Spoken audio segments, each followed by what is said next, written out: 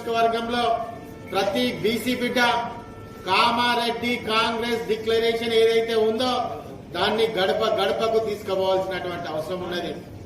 దీన్ని ఒక పుస్తక రూపంలో దీన్ని తయారు చేసి ప్రతి ఒక్క బీసీ బిడ్డకు దీన్ని అందజేస్తాం.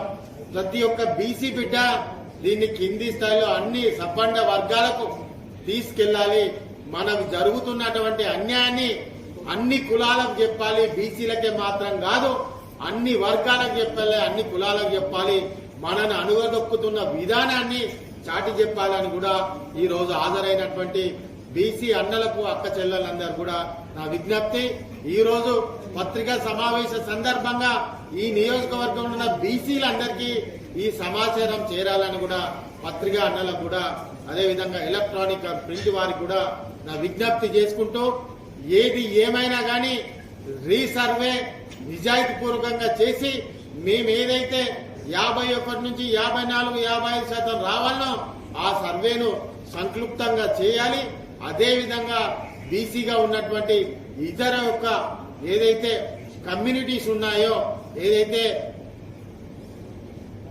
దాంట్లో మైనార్టీలలో బీసీలు ఎవరైతే ఉన్నారో దాన్ని కూడా కలుపుకుంటే రమారామిగా 60% పై వాళ్ళకు పోతున్నది. కాబట్టి మేమెంతో మా వాటా ఎంత అని అడుగుతున్నామో రేపు రాజ్యాధికారం కూడా బీసీలకే అగ్రభాగాన ఉండాలని కూడా ఈ సందర్భంగా తెలియజేసుకుంటూ పిలువగానే వచ్చినందుకు అందరికీ పేరు పేరున నా హృదయపూర్వక నమస్కారాలు.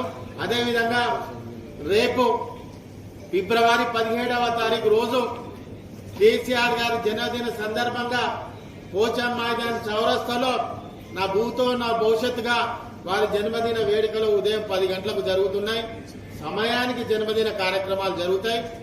ప్రతి ఒక్కరు కూడా కదలి వచ్చి కేసీఆర్ గారికి శుభాకాంక్షలు తెలియాల్సినటువంటి బాధ్యత కూడా మనపై ఉన్నదని కూడా ఈ సందర్భంగా తెలియజేసుకుంటూ ఇప్పుడు